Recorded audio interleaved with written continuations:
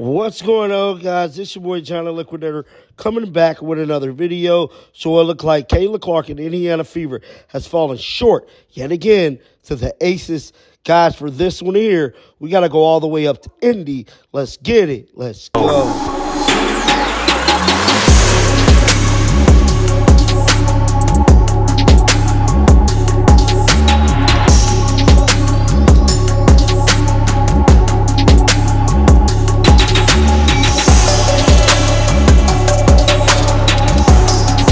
It's only right that we start the video off wishing Kayla Clark a big old congratulations for breaking yet another record. She has the most assists in a WNBA season as a rookie. This is a WNBA record, not a rookie record. Kayla Clark is trailblazing. Even though her team is currently going through a rust patch, she is showing true to her basketball ability and definitely getting it done on the court. Did not go well for Kayla Clark and Indiana Fever tonight, going up against the Aces, putting it all this time on Christie's side, making a lot of questionable calls and coaching decisions late in the fourth quarter, leaving Aaliyah Boston pretty much to say the day in the corner with the three. She obviously missed the shot, but you knew as a coach that you should have put the best person in position to make that shot. I believe Dantas should have went in the corner and possibly made that three. It is what it is, man. Becky Hammon ain't showing no mercy about this whole game either, because she talked to reporters after this game. Let's roll the footage. No chances of me coming back to the W. I was on a path, very determined on that path, and I don't know. Sometimes you just can't never say never, because when they brought me in for that night, I didn't know anybody really. Tanya Hawley, who works for the team, obviously is like my best friend and practically a godmother to my children. And she was like, "Nikki wants to talk to you." And I was like, "Nikki who?" She was like, "Nikki Fargas." And I was like, you know what? I like Nikki. I'll take the call. And that's kind of how it started. But what drew me to this team was I just saw limitless. I saw so much talent and just opportunity. Not just for myself, but for them, to kind of push them to the next level. I'd be remiss to say that I did, Bill Lambier put this team together. And I always look at it as like a two-sided puzzle. I don't know if you all have kids, but you can do puzzles now that it's one picture on one side and then you flip it and it's a different picture on the other side. And he picked these pieces and he had kind of an idea of what that puzzle was going to look like. And when I came in, I took those same pieces and kind of flipped them over because I saw them differently than how he had built it out. And he was very successful. They still had the number one offense before I ever got here. They were scoring the most points. And so, coming here has been a blessing because of the players. The players are my why. And I told them, I don't need to be your first phone call, but if I'm a phone call for you and a time of need, that's good enough for me. And my job is to support them on the court and off the court as best I can as a human being. I got into coaching because I care about people. And so I'm super passionate about people I coach. I'm super invested. I'm super real. I'm super raw. Vulnerable. That's just how I'm wired. I can't not care about you if I'm leading you. That's not my style. So, all the girls, I could go down the list, but they're all pretty special humans. So I'm blessed to be able to go to work for them and serve them every day. Thank you. Katie? Jeez, I'm jiggy. Sorry. It's been a emotional couple of days here. Bunch of girls around here being emotional. Put that for a second. Yeah, Becky, the opportunity to play a team in their building, being in enemy territories, as it were, is one of the most hostile environments I would imagine at the W right now. What do you think it says about your team that you're able to come in here and get 2 consecutive wins? We're starting to see the resiliency of like a championship team because they threw a couple really good punches at us. We were able to take it, absorb it, and still maintain the lead, maintain composure with the understanding that they have unbelievable offensive players. So you're not going to hold them to 0. Holding them in the 70s 2 nights in a row, I'm over the moon about. I would be cheersing that if I had something to cheers, but the defense is coming along and it's giving us a chance.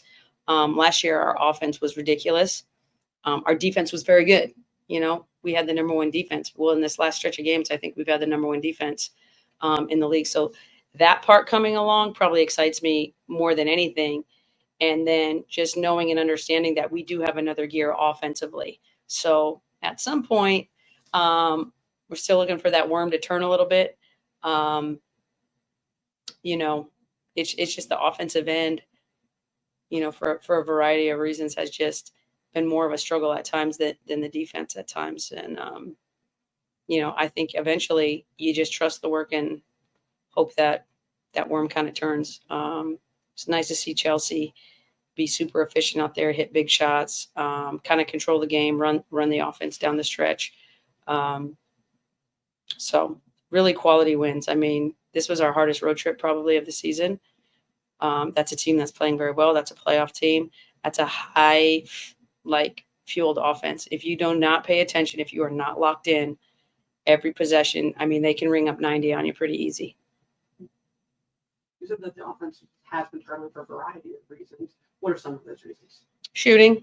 We're just missing open shots. Last year we were probably the best at the league in shooting off the dribble threes. Now everybody's just going under and daring us to shoot, which is a different kind of feel for us. We were just deadly from 3 last year, and we've struggled to shoot it, a little bit this year. So I still think you see flashes of just beautiful basketball. We had some in the first half where that ball is just flying. And at the end of the day, what I told them, when we are disciplined offensively and that ball moves and the bodies move, you can't have ball movement without bodies moving. You can't pass and stand. You got to pass and cut, pass and screen away. All the basics, right? That you probably learned in Hoosiers growing up. Pass and cut, pass and screen away, and share the basketball. And we got great looks. So just knocking those good looks down, those great looks down at a higher clip, I think is just around the corner.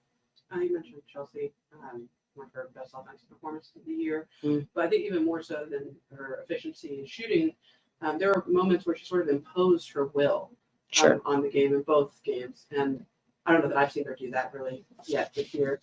So for you, how did it feel to see that? How are you assessing where she's at right now? I'm thrilled to see that. I'm thrilled to see Chelsea being Chelsea. She's a huge piece to our team. She's a huge, not only the brains and the heart, Kelsey and Tip and Jack, they're motors. Asia's a motor. We got a lot of different moving parts, but you're really starting to see them come together and kind of complement each other and raise each other up. And that's the whole goal is to get the greatest out of the person next to you. And when you do that, you realize that you have 4 other people trying to get greatness out of you and trying to make you great. And so if we just keep that perspective going into the playoffs, I'm asking them 3 things every night: defend and rebound and play the right way on the offensive end. That's it. Keep it simple. Stupid right here. Keep it simple, stupid. Matthew? Hey, Becky, it looked like late in the game you went to a lot of middle and wing ball screens, and I was just wondering, in those end of the game possessions when you did that, what were you trying to get out of those looks in the middle and on the wing? Just try to space them out. I think their adjustment was just the full rotation to the pocket pass. They didn't want to give that to Asia. So then, at times when it's just moved to the other side, we got wide open threes, or we got cuts that got us wide open threes. So it's really just about spreading out their defense and then trusting each other to go make plays. We had a few more of those in the first half than the second half, but down the stretch, when we went into that high pick and roll, we're just trying to put pressure on the defense to make decisions. And, if they stay with the ball handler too long, pass it. If they don't, go score it. So it's just really trying to put the defense in gray areas, and then us just making the right read and trusting each other to knock down the shot. All right, last question, Jennifer. Jennifer Porty from Let's Talk Women in Basketball. Chelsea Gray and Kelsey Plum combined for 37 points tonight. How crucial is their backcourt leadership in the team's success? Crucial. Chelsea, Kelsey, and Jackie are the keys to our championship run. Asia's going to be Asia. We're going to get Asia touches. Asia's going to be amazing. She normally cancels out whoever's ever on the other side. Chelsea, Jackie, and Kelsey Plum are our separation factors. When those three are clicking and iron sharpens iron out there, we become a whole problem to try to guard. So, you look down the stat line and when Jackie has 6 assists, Plum has 3, Chelsea has 6, Tiff Hayes has 4. The ball's moving, the ball's popping, it's in different hands, and that's what we like probably the most offensively. It's just that unselfish nature of our guards. So, you go back to our championship run last year, it was our guard play. And then Asia, obviously, in game 4 was Asia.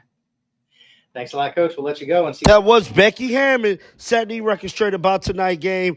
Guys, make sure you keep your bells on because I'm coming back with a Christie-sized breakdown, giving y'all the real and how I believe she cost the team this game. But, guys, definitely get down in the comment section. Let me know your thoughts about this. Keep them bells on because I'm going to bring you the news. And until next time, man, shake the haters off. I'm out of here. Peace out. Shake the haters